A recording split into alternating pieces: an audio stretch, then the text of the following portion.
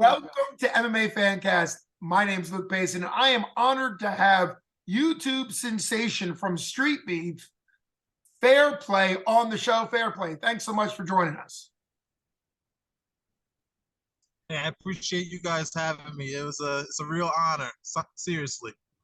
Well, it's fantastic having you on the show. Most people will know you as Fairplay. I'll give a little bit more of an introduction to include your real name, but you've been incredibly popular, millions and millions of views on Streetbeefs. For those of you familiar with Streetbeefs, does a lot of unsanctioned MMA and boxing and kickboxing. Super popular on YouTube. And probably about a year and a half ago, somewhere around in there, I think a lot of people will have seen the YouTube video of you fighting. You were tagged, or somebody mentioned that you looked like a young Denzel Washington with hands.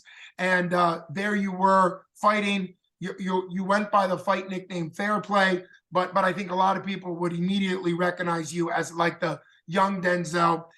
You wore a white dress shirt with black suspenders, black dress pants, and black dress shoes, and a bow tie.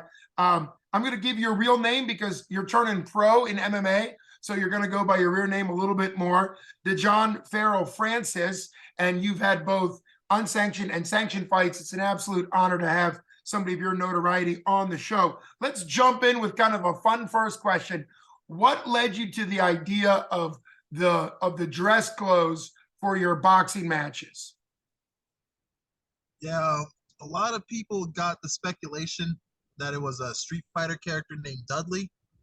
He literally dressed the same exact way. But I actually got the idea from early bare knuckle boxing fighters. Back in the 1800s, they used to wear formal attire, and when the match started, they would dress down. But what I do is, as the match progresses, I would dress down. So round one, I'd be fully dressed. Two, I derobe a little. Then round three, the whole shirt's off. But back in the day, they would fight with their shirts off, just with the dress pants and the dress shoes. Yeah, that's back in the 1880s, when I think there was a fight that went over 150 rounds. I've read about it. They were unlimited rounds back then, until someone got knocked out. So a great throwback, really a great throwback. Were you aware before the internet kind of dubbed you a young Denzel because of how you looked? Were you aware that you sort of looked like him for some of his movies, or was that kind of something that the internet threw on you? Actually, when I was a kid in high school, they would always call me Denzel and Obama. They would like always juggle between those two people. I always laugh and it sticked. But when I saw that one YouTuber, or I think he's a Twitch streamer too, he said said Denzel got hands. I was like, yeah, that reminded me back in my high school days. Yeah, I think it was a short form video, maybe Twitch or TikTok, one of those where it wasn't your whole fight. But yeah, Denzel got hands, got you a lot of attention. For anybody looking forward to watching your full-length fights, Streetbeefs, you've had millions of views on there. I saw in one of the fights they made a big deal about you being from New Jersey, which you are. You're going to be fighting your pro MMA debut in New Jersey at the Tropicana Casino. So that's great. How did you get connected, and what was it like flying to California, to the West Coast, to do those fights? West Coast was actually pretty good because the first one they paid for my travel. And then the second time, it was the second time they paid for my travel. It was under BLK Prime. They were kind of like a lower Amazon. Like they have videos and all that. And then the other time was for Streetbeefs, West Coast. And they invited me over. I went over. I fought one of their guys. And they have some pretty tough guys over there too. Well, you fought very well. From the last video I saw that was released in early December of 2020, I think it was your last fight for Streetbeefs. It was against Viking. It was a rematch, and you won it. But they said that your record was 14-2, which would put you at 15-2 on the unsanctioned circuit, which is an incredible record. I've looked you up on Tapology. Tapology has, for people that don't know, they have the sanctioned fights. You've had 3 kickboxing slash Muay Thai sanctioned fights, maybe more, but that Tapology has. You're 3-0 in kickboxing, which would make sense because you're mainly known as a boxer, but you also have fully sanctioned MMA fights, 7 total, and you're about ready to make your pro debut. What's it like? What's it like getting into MMA after all of your boxing, and you're a really talented boxer? What's it been like getting into MMA? MMA is, a lot of people say it's the toughest sport. It's the least dangerous sport, believe it or not. I mean, boxing is more dangerous because you're fighting with concussions. While MMA is, if you get concussed, that's it. But that's why you really don't have a lot of greats that are undefeated in MMA, because there's so many variables. While you have to perfect everything in your fighting style, while boxing, you're only perfecting one part of your fighting style, Like, you only have to worry about hands in boxing, while you have to worry about elbows, tackles, grapples, knees, punches, and kicks. Is too much to think about. So I'm always going to be a striker. I'm not going to pretend to be a wrestler. I'm not going to pretend to be a grappler. I know grappling because that's the self-defense in MMA. You have to have some sort of grappling to stand a chance against these guys. But the transition was intimidating. My actual first sanctioned fight was MMA, like 6 years ago, and I lost that one. Then my next one I won by strikes, and then the third one I lost by strikes. So it's a flip-flop. It's a flip-flop sport. Anything can happen. It certainly is. I always say MMA is a sport where there's many ways to win, but that also means there's many ways to lose, right? For every upset, slick submission, we've seen at the UFC level or other high levels where somebody can be winning. Probably the best example most recently is the Kamaru Usman upset loss to Rocky, where he was winning all the way up to a head kick. And that's a shout out to Rocky pulling off the upset. But we've seen a lot of times in boxing, there's ways to coast and things if you're up that big. And so it is very exciting. One thing you mentioned is being able to defend yourself against wrestlers. You're going to be fighting in New Jersey, Pennsylvania, probably New York. The East Coast is very well known for its wrestling. So I'm sure you've had a lot of wrestlers, because of your hands, because of your striking, try to take you down. You're on an official, as far as sanctioned fights go, you're on an official 2-fight MMA win streak. And that was after you were already well known and experienced in boxing. So what's been working on the MMA side, in your last 2 fights, since you're on a bit of a streak coming into your pro debut? Believe it or not, the less rules actually helped me get my wins, because in amateur, when you're a novice, you can't strike to the face and while with a ground opponent. You can't do that. And New York's kind of different. You're not allowed spinning back fists, and New Jersey, you're allowed spinning back fists. So that makes a huge factor too. My second MMA loss, I got knocked out by a spinning back fist, because you don't see that stuff coming. It just comes out of nowhere. Yeah. And in New York, then I'm like, all right, I don't have to worry about that. But now, pro, there's anything. Like, that's the thing about wrestlers too. Like, wrestlers, they have a great aggression to them, but you have to also remember, with a wrestler has to think to themselves, yeah, I took him down. I can't just smother him, coast him all day, because I can still fight on the ground. A lot of my turnover fights are from being on my back and doing damage. I do more damage on my back than I do standing up, because people always want to grapple. Like, grapplers always think like, oh, he's on the ground, he can't hit me. No, I'm gonna still hit you. Well, what rule book says I can't hit you while on the ground? You know what I'm saying? And so, actually, but it's thought that you're not supposed to. Well, I think to your point, there is a bit of a mental limitation a lot of fighters put in themselves. Like you said, it's almost like an unspoken idea that if you're on the bottom, your only goal should be to get out. And obviously, some people have that strategy. I've seen fights, at the pro level, you probably already practicing and planning this, but up elbows off your back, up, like directly up, can be very, very cutting to somebody who's on top of you. Typically, yes, ground and pound elbows from the top are devastating, but people sometimes forget that up elbows, or like you were talking about, punches off your back, can be very devastating to the person on top, who typically does not use. You'll very rarely, even at the UFC level, see somebody on top use any type of guard. They're typically wide open, and they don't think of defense from the top. So absolutely makes perfect sense.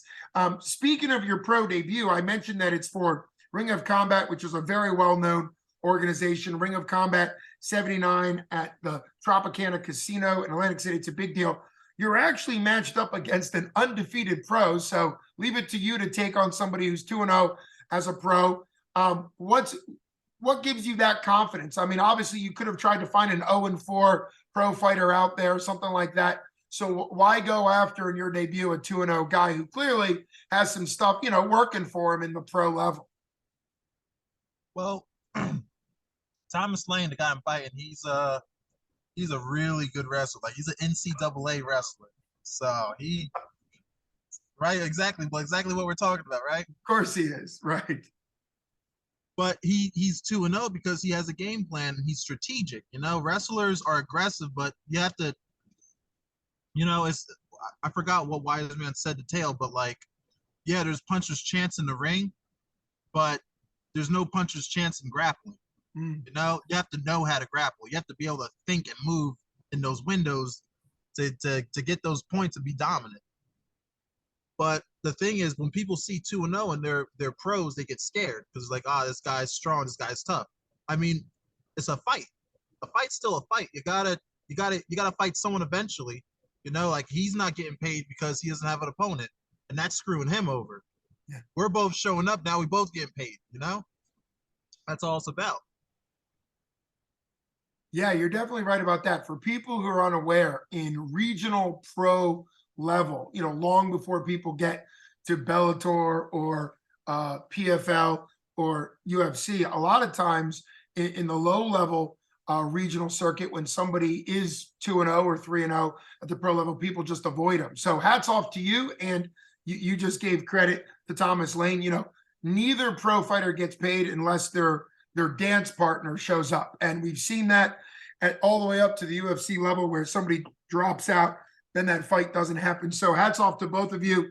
Obviously, it's a great opportunity for you. And I love the fact that we were just talking about how wrestlers always have a game plan against you because you're a striker, and now you're making your debut against an accomplished wrestler. I know you're from New Jersey. What's it like turning pro in sort of your home area? It means a lot because my whole amateur career, other than the beginning, I never fought in Jersey. No one knew about me when I first fought in Jersey. And now all my friends and family and my fans, they're like, oh, when you fight in Jersey, I'll definitely buy a ticket. Now I'm finally fighting in Jersey, my first one. And it's kind of relieving at this point, because I've been around the country. I've been all around the country fighting, and I'm finally fighting in my hometown. I'm appreciative, It's kind of nice that you've taken the long journey to have local fights, because I think a lot of fighters go the other way. They start with a ton of local fights, which is exciting and great. And then when they go kind of bigger, they're no longer fighting home. You've kind of done it the different way, which is really exciting. This is also a great opportunity to plug that people need to buy tickets from you. It always helps the fighter to sell tickets and buy tickets. March 3rd still gives people plenty of time to get plans. That's a Friday night, Atlantic City. Great night to watch fights and then enjoy a weekend in Atlantic City. For you, though, what do you want to see out of yourself come March 3rd? You're making your first pro debut walk that involves knees and elbows. And I mean, we already talked about that, but it's a huge opportunity. What do you want to see out of yourself come March 3rd for Ring of Combat 79?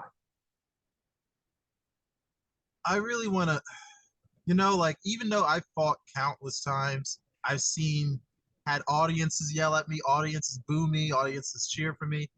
it's still gonna feel like it's my first fight. You know, even though you've been through 1,000, it's always like my 10th fight still felt like my first fight. You know, like those jitters get to you, but it's also a source of relief because yeah, even though I'm scared and I'm nervous, like I'm having a blast at the same time. I'm amped. You know, like I always my coach always said to one of my ex coaches way when I started martial arts, he always said, "You get in there, get punched in the face, have fun. That's it. Have fun at the end of the day. I mean, you're not gonna die, right? Like not a lot of people. I don't think anyone's really died in MMA. Boxing I can't account for, but it's Right. not nearly as much deaths in MMA compared to other sports. So No, you're absolutely right. It's a much lower, and that's something you mentioned at the very beginning for people that didn't quite catch it or understand it. One of the downsides of boxing, which makes deaths, more likely or at least more intense brain damage, is the standing 8 count. And we all love the standing 8 count, right? We all love in the Iraqi movies or in real life when the Gypsy King got knocked down in his first big fight back, Tyson Fury. I mean, that was incredible. We all love that. But for people who don't understand, when you have potentially 3 or 4 standing 8 counts in a fight, you're, like you said, you're concussed, you're almost out, and then you're given enough time to come back, and then your brain gets re-injured. Whereas in MMA, that's much less likely to happen. I know it for people that are used to boxing, you're going to have a lot of boxing fans hopefully following you into MMA because you're known as a boxer. They don't always understand because it does look kind of more intense when somebody gets knocked down and then the other guy jumps on him and, can swarm him on the ground. But it really does end fights typically much more quickly. And that's also the referees tend to be more involved. I want to ask kind of a fun question for you because it's been so great having you on the show. If you had to pull off a submission, because I know you know enough about jiu-jitsu and grappling, if you had to pull off like a once in a lifetime submission, what would it be? Like just like you'd be like, oh my goodness, I can't believe I ever pulled that off in a real fight. I'm a capitalist. I have to go with the American necktie. Okay. I love it. How does that relate to capitalism? Just because it's got the word American in it? Just because it got the word American. I love it. I love it. Well, that is great. I mean, I always ask people that question because it's a fun one because there's your bread and butter submissions, your rear naked chokes, your guillotines, your triangles, side triangles, leg triangles. But every once in a while, still even at a high level, we see more unique submissions. Every once in a while come in there, the bulldog choke. The bulldog is a hard one to get on people. It is, yeah. We've seen that once or twice. El Kukui hit a bunch of Darce chokes, which is a great choke, particularly against wrestlers or people that are trying takedowns. It's a front headlock choke. For people who don't know, the anaconda and the Darce are both pretty much the same, but opposite sides of the arm. Pretty exciting stuff. Where have you been training? What are your gym shout outs? What are your coaches shout outs? Always want to give you an opportunity because it's exciting to see you make this transition with all of this fandom and excitement behind you. But obviously I know that even though we'll only see you fighting out there, you've got a large group of people who have trained you and encouraged you and supported you over the years. Yeah, it's been a long journey. I say it's been a 7-year journey for martial arts. And all the gyms that I trained in the past and the gyms I currently train, I just want to give a thanks out to Checkmates Boxing for giving me my intro to boxing, Bill Scott's BJJ for giving me my intro to BJJ, the Karate Dojo for starting my whole martial arts karate. I started with karate, and then karate is what branched me out to everything else in the future. And where I'm currently training now, Ramirez Boys Fight House. Because they're refining my whole style and putting it all together and making sense of what the heck I'm doing. Because sometimes I don't even know what I'm doing. Well, hats off to everybody. And you said Ramirez Boys Fight Club. Yeah, that is great. I think sometimes we see this for you because your background and your style is, I would say, relatively unique for MMA because a lot of MMA gyms understandably start with a wrestling base and kind of build up, which is a great way to do it. You're coming from a diverse striking background. we've seen it at all levels, finding the right gym that kind of works with your type of crazy, right? Your own unique style. A gym has to kind of figure out what will work for you. So makes perfect sense to me when you said Ramirez Boys Fight Club is helping you kind of figure out what works best for you. That's what's impressive. Your Tapology, you were a official amateur 1-3 MMA fighter taking on a 3-0 MMA fighter just a couple fights ago. And that shows me, I know those are the official records, but that shows me that you have a confidence that you can, and you beat him, and you have a confidence that when you were training right and starting to develop, that you were kind of catching up beyond what your official record shows, which I think is really fantastic. I think that really shows your confidence and your skill level. We've kind of covered a lot of great things. I'm sure we could go back. So I'll ask you kind of a throwback question because I didn't know how much time we were gonna have.